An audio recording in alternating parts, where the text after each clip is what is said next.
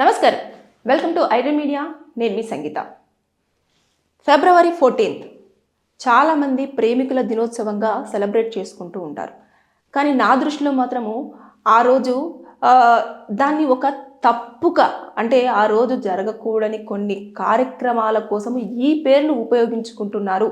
తప్పులకు వేదికగా ఈ ఫిబ్రవరి 14 అనేది నా ఉద్దేశంలో నేను భావిస్తున్నాను. ఆ రోజు ఏం చేస్తారు? ఫిబ్రవరి 14 రాగానే లవర్స్, అబ్బా మేము గొప్ప ప్రేమికులం అని చూపించుకోవడం కోసం గిఫ్ట్లు, రోజా ఫ్లవర్స్ తోటి ప్రపోజల్స్, ఇక సోషల్ ప్లాట్ఫామ్స్ మీద ఫొటోస్, ఇక వాట్సాప్ స్టాటస్లలో నువ్వు లేకపోతే నేను లేను, నేను లేకపోతే నువ్వు లేవు అని చెప్పేసి పెద్ద పెద్ద కొటేషన్స్. ఇవన్నీ చూసిన వారు ఎవరైనా సరే నిజంగా ప్రేమ ఉంది అని చెప్పేసి అనుకోవచ్చా, ప్రేమ లేదు అనుకోవచ్చా అనేది ఒక క్వశ్చన్ మార్క్ అనే చెప్పుకోవచ్చు. ముందుగా ఫిబ్రవరి 14 అనేది మనం చరిత్రలోకి వెళ్ళి చూసినట్లయితే ఈ రోజుకున్న విశిష్టత ఏంటి అని అంటే, రోమన్ దేశంలో ఎవరైతే యంగ్స్టర్స్ ఉంటారో వారందరూ అబ్బాయిలు ఆర్మీలో జాయిన్ అవుతూ మన యొక్క దేశం కోసము పోరాటం చేస్తుండేవారు. అలాంటి సమయాలలో ఇప్పుడు పెళ్ళిళ్ళు చేసుకొని ప్రేమలు గనక ఉన్నట్లయితే వారు వర్క్ మీద కాన్సన్ట్రేషన్ చేయకుండా ఇటు కుటుంబము, తర్వాత ప్రేమ, భార్య, పిల్లలు, బాధ్యతలు వీటి మీద ఎక్కువ ఫోకస్ జరుగుతుంది. కాబట్టి అక్కడ ఉన్న యువకులకు ఎవరికి కూడా పెళ్లి చేసుకోకూడదు అని చెప్పేసి ఆ దేశంలో పెళ్లి నిషేధం అని చెప్పేసి ఒక ఆర్డర్ని పాస్ చేయడం జరిగింది. చేసిన తర్వాత అక్కడ ఉన్న వ్యక్తి, ఒకతను సెయింట్ వ్యాలంటైన్ అనే వ్యక్తి రాజుగారి దగ్గరికి వెళ్ళి, ఇలాంటిది అసాధ్యం అండి, ఖచ్చితంగా ఒకరినొకరు ప్రేమించుకోవడం అనేది కామన్గా ఉంటుంది, అబ్బాయి అమ్మాయిని, అమ్మాయి అబ్బాయిని ఖచ్చితంగా పెళ్లి చేసుకోవడం కూడా అదొక ట్రెడిషనల్గా ఉంటుంది అని చెప్పేసి చెప్పడం జరిగింది. అయినప్పటికీ కూడా అతను వినిపించుకోకపోవడంతో ఇంకా ఆర్డర్ అనేది అలా పాస్ అవుతుంటే ఈ సెయింట్ వ్యాలంటైన్ ఏం చేశాడు అంటే, ఎవరైతే ప్రేమించుకున్న ప్రేమికులు ఉంటారో వారికి రహస్యంగా పెళ్లిళ్ళు జరిపిస్తూ ఉండేవాడు.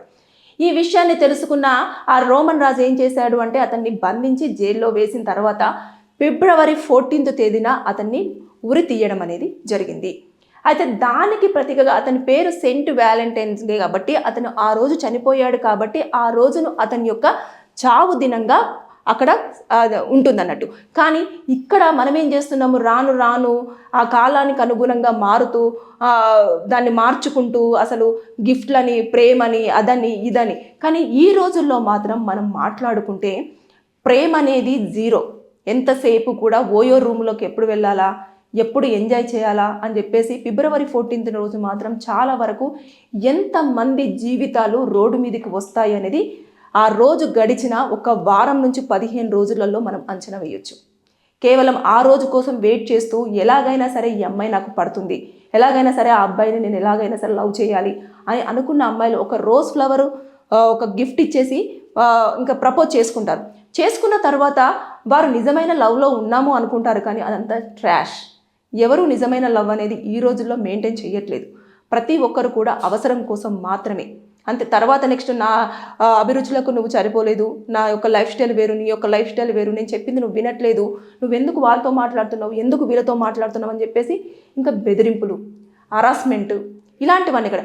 ఇందులో లీగల్ పాయింట్స్ కూడా మనం యాడ్ చేసినట్లయితే ముఖ్యంగా ఏదైతే ఉంటుందో బలవంతపు ప్రేమ అనేది ఎట్టి పరిస్థితుల్లో ఉండదు. అంటే స్టాకింగ్, బలవంతం చేసి నన్ను ప్రేమించాలి అని చెప్పేసి ఎవరు కూడా అడగడానికి లేదు, అమ్మాయిలను వేధించడానికి లేదు, ఫోటోలు తీసేసి వీడియోలు తీసేసి వారిని ఇబ్బందికి గురి చేయడానికి కూడా లేదు. అంటే 14 తర్వాత జరిగేటివన్నీ ఇవే.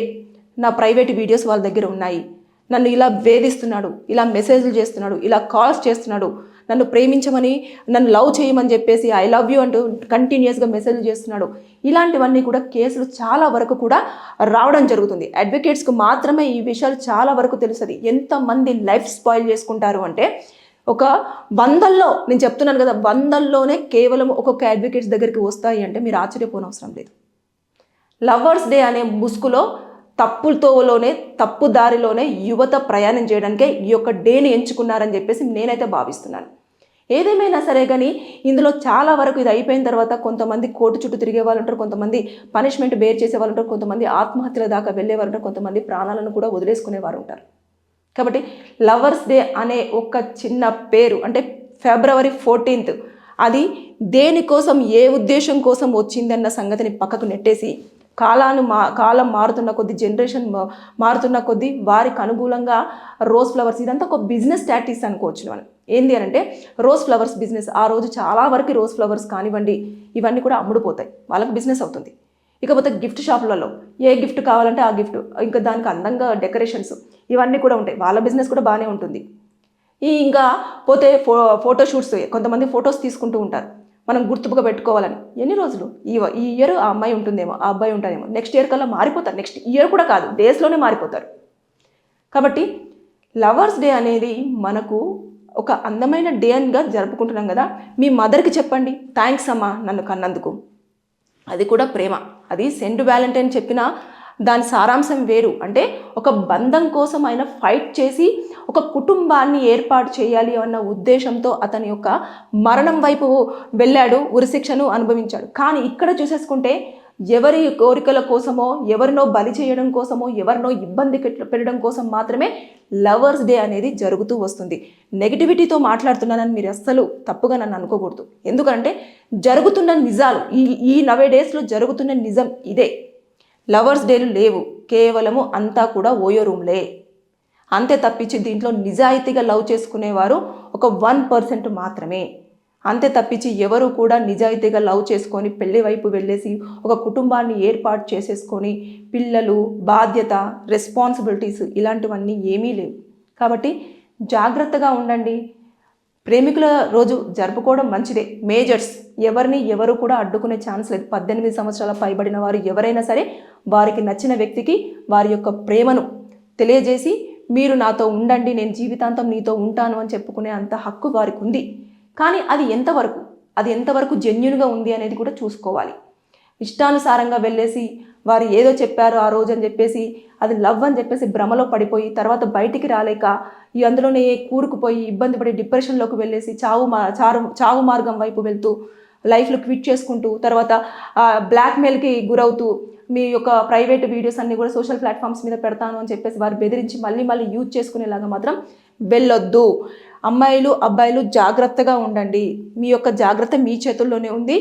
దయచేసి ఎక్స్ప్రెస్ చేసుకోండి లవ్ని, కానీ ముందుకు ఫార్వర్డ్ అయిపోయి మాత్రం మీ జీవితాన్ని నాశనం చేసుకోవద్దని చెప్పేసి నేను ఈ వీడియోలో మీకు హెచ్చరిస్తున్నాను. Thank you.